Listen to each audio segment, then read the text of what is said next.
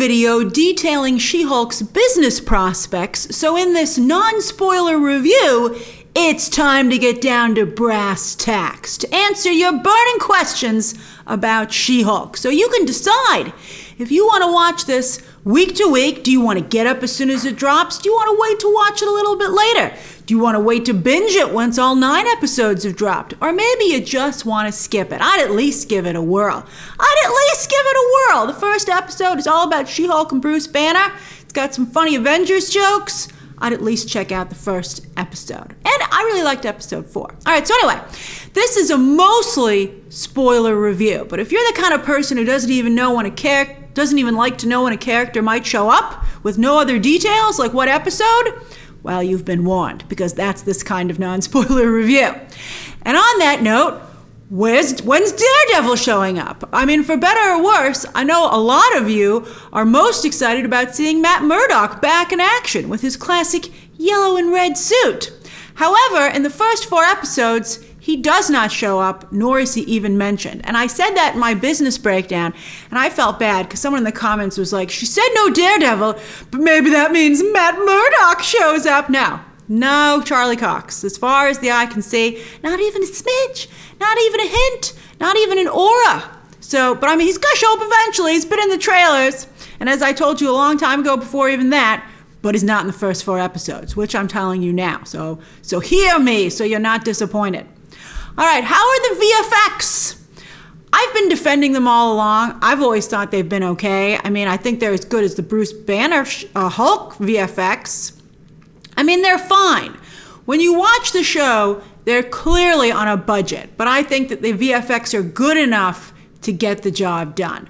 I don't think they hold the show back. I mean, unless you're like a VFX snob. I don't know. I don't know if that's fair to say, but you know what I mean. I mean, even myself, who's trying to give this the benefit of the doubt, at some points, especially I would say in the first episode, it did seem as if Tatiana Maslany's voice was not coming out of She-Hulk's body. Like, her mouth was moving, but it felt like Tatiana Maslany's voice was like a voiceover coming from somewhere above. You know, a little bit like when you see those Barbie animated movies. But on that note, she looks like a giant green Barbie doll to me, and I love it. I love it so much. So I just think the character is so fun, the way she looks and the way she's designed and the way Tatiana Maslany plays her, that I'm willing to forgive so much for this show. I'm like, yeah, but I really like the character. You've all been there. You all have a character like that, and that's this character for me. Is the show funny? I did laugh out loud several times, although to be fair, they were the show's excellent feminist jokes. It's like watching a very good female comedian. I mean, I thought some of the jokes were quite funny. But overall, I wouldn't say the show is funny. I would say it's fun. It's fun. It's got a very light, sassy tone. Like if Darren Star of Sex and the City fame, who now makes a lot of shows for Netflix, if he decided to make an MCU show. Or like as if this show aired on Bravo. And there's at least one cameo, which I think is meant more to appeal to the Bravo crowd than it is the MCU crowd. I'm not saying some of you MCU fans might not get a kick out of it, but, you know, I think other people would be like, that's what we wasted a cameo on? I mean, MCU fans, if you don't give MCU fans their Easter eggs, like their vitamins, they get very grumpy, especially when the rest of the content's not that good to begin with. You know, I think the Easter eggs are like the secret weapon of the MCU as they expand so rapidly. And I think this show, at least in the first 4 episodes, is a little light on Easter eggs. I mean, it's like sprinkled when it should have been like cookie dough ice cream and like churned throughout. And you're like, this is just plain vanilla ice cream. But I do love it when we get to a cookie dough bit. That's the kind of show this is. I'm talking about cookie dough ice cream. All right. That's very good. Although I have given up, I don't eat ice cream. I mean, look what this show's doing to us. Look what this show is doing to us. All right, so anyway, how much action is there? 4 episodes in, there's no action. There's no action at all. I mean, someone might throw a punch or a kick here and there, but just when you think that you might be like, oh, okay, we're getting a fight scene, the scene literally ends, either fading away or cutting away. And again, you're like, oh, you're saving money, aren't you? And they're like, yes, we are. We are saving money. Again, episode 4 has some brief extended action. I really liked episode 4. That's my favorite episode. I thought that's when the show really started to fire on all cylinders, as I said in my business breakdown. But episode 4, while it has some brief extended action and She-Hulk looks so cool, I'm like, wow, she looks great. But it's not an actual fight, and it's not a legit action scene. But it was the most we'd gotten to date. What about Hulk lore? It's great to see Bruce Banner again, and I love Smart Hulk. But I don't love some of you might not. I know some of you are not Smart Hulk fans. What? Some of you prefer when he's Savage Hulk, when his mind is fractured. And they talk about that a little bit, which I thought was interesting. But I don't love the way that Jennifer, or even the show itself, treats Bruce Banner here. But his storyline does start to go in a certain direction that I'm very excited about. Although so far, 4 episodes in, it happens almost entirely off camera. It's such a big development. You're like, it's weird. You would be doing this off camera. And they're like, well, you're only 4 episodes in. Hold your horses. It's also just nice to focus more on the Hulk, who we haven't really gotten the chance to explore because of that darn Universal deal, which keeps Disney from being able to make any Hulk movies. Jennifer Walters might not be that interested in learning what it's like to be a Hulk. Like, she really does not care. I mean, I understand where she's coming from, but it's so dismissive that I think it's insulting. Because, a lot of people who are watching are like, but I care. And I thought that Hulk talking about what it was like to be Hulk and what he's learned was pretty interesting, although it was not incredibly interesting. Get it? Incredible Hulk. But it wasn't incredibly interesting because I don't think the writers were even that interested in what it was like to be a Hulk, just like Jen. They only did a very, if you're just focusing on being the Hulk means it's harder to get drunk and you wear a lot of spandex. I don't think there's more to it than that. All right, so anyway, maybe that's all Jen wants to hear right now. Who are your favorite characters? Tatiana Maslany is She-Hulk, obviously. Wong, always showing up here and there in the MCU. He's MCU MVP. But it's really nice to see him finally get to stick around a little bit this time and have a bit of a storyline. I really enjoyed him here. He was great. Madison! I am so excited for you to meet Madison. Love this character. So funny. Josh Segarra is one of the other lawyers in GLK&H's superhero law division. He doesn't have a lot of lines so far, but when he does, he really pops. I mean, they always say there's no such thing as small roles, only small actors. An actor should be able to make the most of any opportunity. And Madison and Josh Segarra really they're big talents. They really shine with very little. Although I hated his character's defense of his client in one of the episodes, which we will discuss. There were 2 ways they could have gone with it, and they went the man-hating way, and it was so insulting to their client. Don't they worry about word of mouth for their firm? Even if you could argue it was deserved for that client, there was a much, I think, equally effective stance to take, which we'll discuss when we break that episode down. Tim Roth is having a lot of fun as Emil Blonsky, although the character is absolutely unrecognizable. And they made some very interesting choices here. I was like, wow, really? So I'm curious to see what the plan is there, because his story's only just started. We started it, and then we went away for some reason. All right, I also really like Jennifer Walters' new boss at GLK&H, who shockingly isn't listed in any of the cast lists. Your screeners are only available to you for a certain amount of time. So I thought for sure he would be listed on IMDb. No, he's not.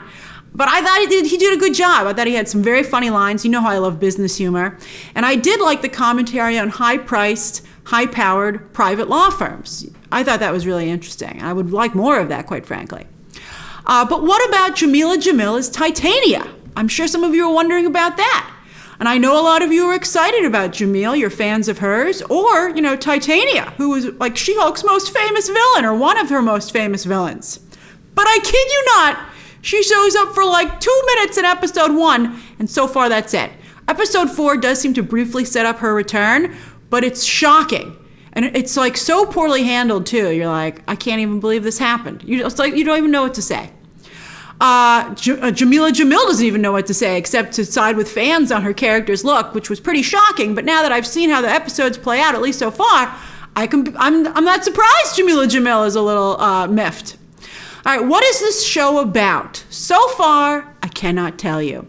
It's moving so fast, we aren't really spending enough time anywhere. Not at GLK&H with the legal cases, not with Jennifer Walters' personal life, not with Bruce, which I think is one of the reasons that the feminist commentary feels so front and center, is that it's the only constant, consistent through line.